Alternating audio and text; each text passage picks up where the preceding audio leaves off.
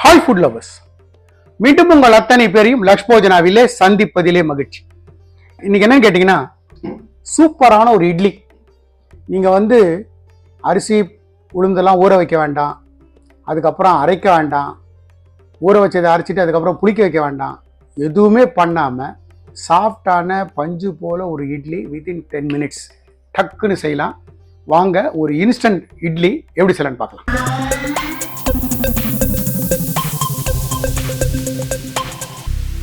நான் என்கிட்ட கடையில் வாங்கின பொரி வச்சுருக்கேன். இந்த பொரி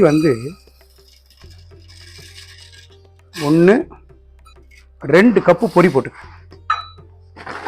இந்த 2 கப்பு பொரியை தண்ணியில் போட்டு நல்லா வாஷ் பண்ணிவிட்டு எடுத்துகிட்டு வரேன். நான் பொரியை நல்லா வாஷ் பண்ணிவிட்டு இந்த 2 கப்பு பொரியை இந்த மாதிரி நல்லா தண்ணியில் சோக் பண்ணியிருக்கேன். ஒரு 5 நிமிஷம் அது தண்ணியில் இருக்கட்டும், 5 minutes இருக்கட்டும்.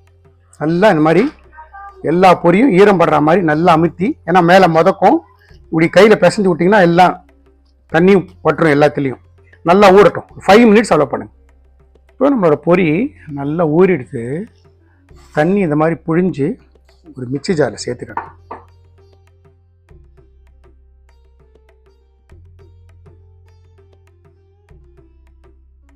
இப்போ எல்லா பொரியும் இதில் போட்டேன், மிக்ஸியில் சேர்த்துட்டேன். இப்போது இதை நல்லா வெழுமூணு அரைச்சின்னு நான் உங்கள்கிட்ட காட்டுறேன். நான் இந்த மாதிரி நல்லா ஸ்மூத்தாக அரைச்சிருக்கேன், வெண்ணெய் மாதிரி. இதை மறுபடியும் இந்த பவுலுக்கே மாற்றிக்கங்க.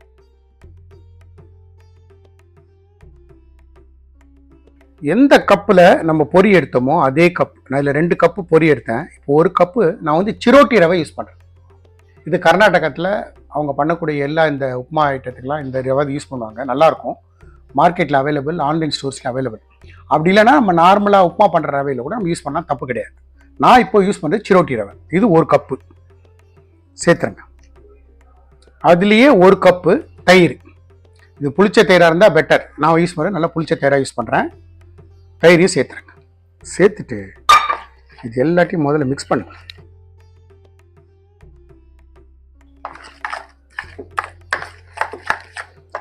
நான் இந்த பொரி அரைக்கும் போது ஒரு 1/4 கிளாஸ் தண்ணி விட்டு அரைச்சேன். நீங்களும் அது மாதிரி 1/4 கிளாஸ் தண்ணி விட்டு அரைச்சிக்கங்க. அந்த மிக்ஸியை அலம்பி ஒரு 1/2 டம்ளர் தண்ணி சேர்த்துக்கேன். இப்போ இந்த இட்லி பேட்டருக்கு தேவையான உப்பு, இதை மறுபடியும் மிக்ஸ் பண்ணுங்க.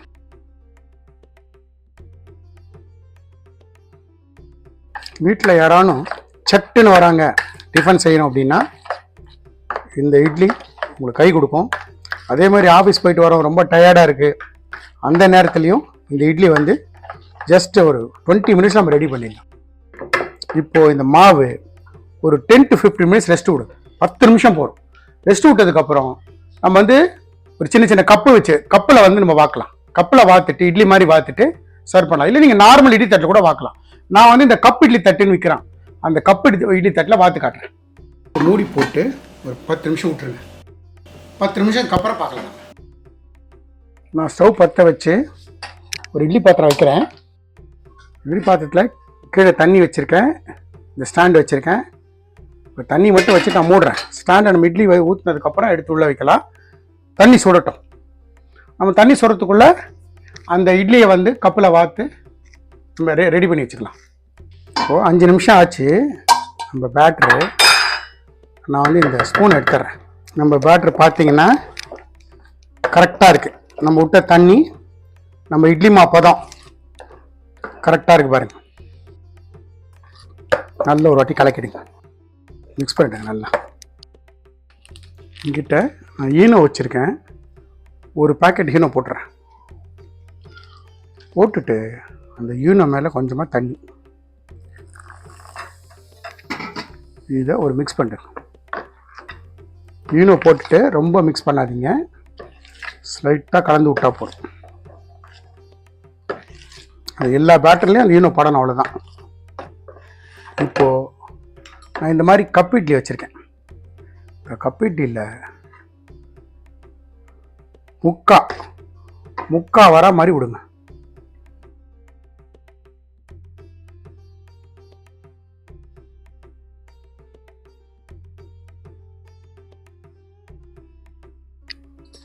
இன்னொரு ஸ்டாண்ட் இருக்குது. இந்த இன்னொரு ஸ்டாண்டையும் ஊற்றுறேன். இதில் கரெக்டாக ஒரு கரண்டி மாவு.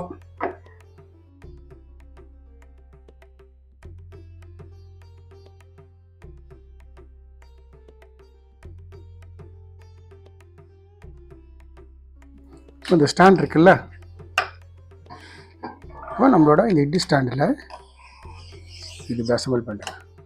நம்மளோட தண்ணி நல்லா சுடுது. இது இப்படி இறக்கிடுங்க, மூடி போட்டுருங்க. கரெக்டாக 15 நிமிஷம். 15 நிமிஷத்துக்கு அப்புறம் நம்மளோட சாஃப்டான பஞ்சு போல் ஒரு இட்லி தயார். நம்ம இட்லி ஊற்றி 10 நிமிஷம் ஆச்சு. பார்த்தீங்களா? இதில் குத்தி பாருங்கள், இன்னும் கொஞ்சம் வேகணும். குத்தி பார்த்தீங்கன்னா ஒட்டாமல் இருந்தால் சரி. இன்னொரு 2 to 3 மினிட்ஸ் வைப்போம், சரியாக போய்டும். பார்த்தீங்கன்னா ஒட்டலை. ஸோ நம்ம என்ன பண்ணலாம், ஸ்டவ் ஆஃப் பண்ணிடலாம். ஸ்டவ் ஆஃப் பண்ணிவிட்டு ஒரு ஃபியூ செகண்ட்ஸ் விடுங்க, அந்த ஸ்டீம் வந்து அடங்கட்டும். இங்கே இருக்கிற ஸ்டீம்லேயே கொஞ்சம் நேரம் வேகட்டும். நம்மளோட இன்ஸ்டன்ட் இட்லி ஊற வைக்கலை, அரைக்கலை, ஊற வைக்கலை, புளிக்க விடலை, இட்லி தயார். ஸோ இதுலேருந்து எடுத்து கீழே வச்சுருங்க. இந்த ஃபியூ செகண்ட்ஸ் டிஸ்டர்ப் பண்ணாதீங்க, அது ஓரளவுக்கு கூல் டவுன் ஆகட்டும். இப்போது இந்த தட்டு மட்டும் பொறுமையாக எடுத்து இப்படி கீழே வைங்க. பார்த்தீங்களா? ஒரு 2 மினிட்ஸ் மாதிரி அலோவ் பண்ணுங்கள், அது இன்னும் கொஞ்சம் கூல் டவுன் ஆகட்டும். இப்போது நம்மளோட இட்லி நல்லா ரூம் டெம்பரேச்சர் வந்துடுது. இந்த மாதிரி ஒரு நைஃப் வச்சு, ஏற்கனவே இந்த கப்பில் நான் சொல்ல மறந்துட்டேன், இந்த கப்பு நான் என்ன பண்ணியிருக்கேன்னா கொஞ்சமாக ஆயில் க்ரீஸ் பண்ணி தான் மாவு சேர்த்துருக்கேன். ஸோ நீங்களும் ஆயில் க்ரீஸ் பண்ணிவிடுங்க. இந்த மாதிரி கத்தி இப்படி போட்டுட்டு இதை இப்படின்னீங்கன்னா வெளில வந்துடும்.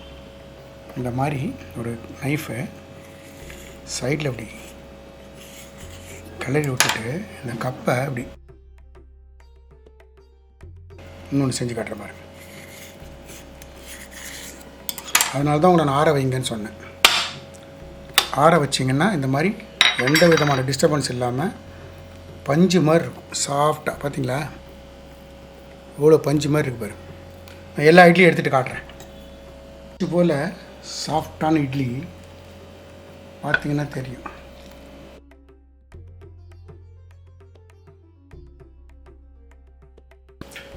இந்த குழி இருக்குல்ல, இந்த குழியில் அப்படி மிளகாப்பொடி எண்ணெய் அட்டகாசமாக இருக்கும்.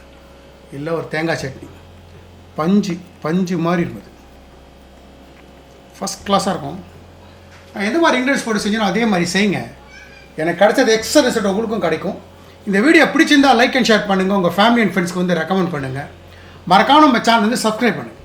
அப்படி சப்ஸ்கிரைப் பண்ணும்போது பெல் ஐக்கானை கிளிக் பண்ண மறந்துடாதீங்க. தேங்க்ஸ் ஃபார் வாட்சிங் my all videos. Lakshman signing off from Lakshpojana.